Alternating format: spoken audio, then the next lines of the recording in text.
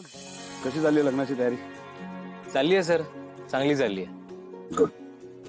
आपली wedding theme final झाली आहे. ती आदिराने तुला सांगितलं असेलच. हो, तिने केलं आम्हाला इन्फॉर्म.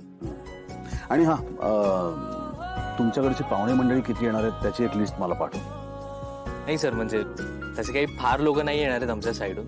म्हणजे जस्ट काही क्लोज फ्रेंड्स आणि रिलेटिव्ह इतकेच आहेत. ओके. आणि मी मागे बोललो होतो, मी परत एकदा विचारतो.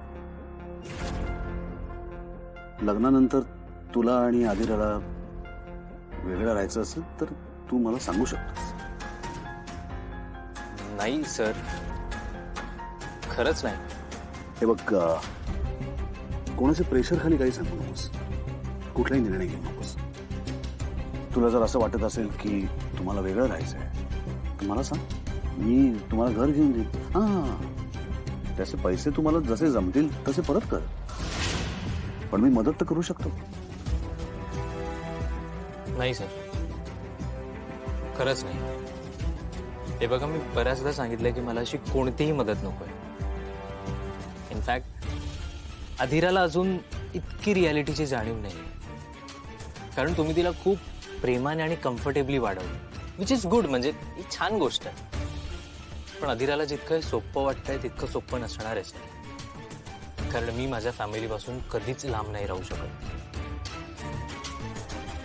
या अशा म्हातार वयात जर मी माझ्या आईवडिलांपासून लांब राहिलो तर ह्या गोष्टीचं गिल्ट मला आयुष्यभर खाते. त्यामुळे सर, मी हे कधीच करणार नाही.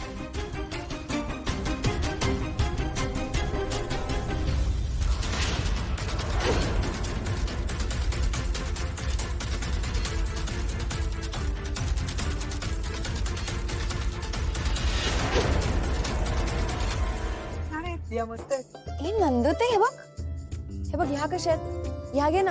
अगं अधीरा, आता बांगड्या वगैरे कशाला? ते काय बोलतेस, आजीने सांगितले तुझ्यासाठी बांगड्या घ्यायला.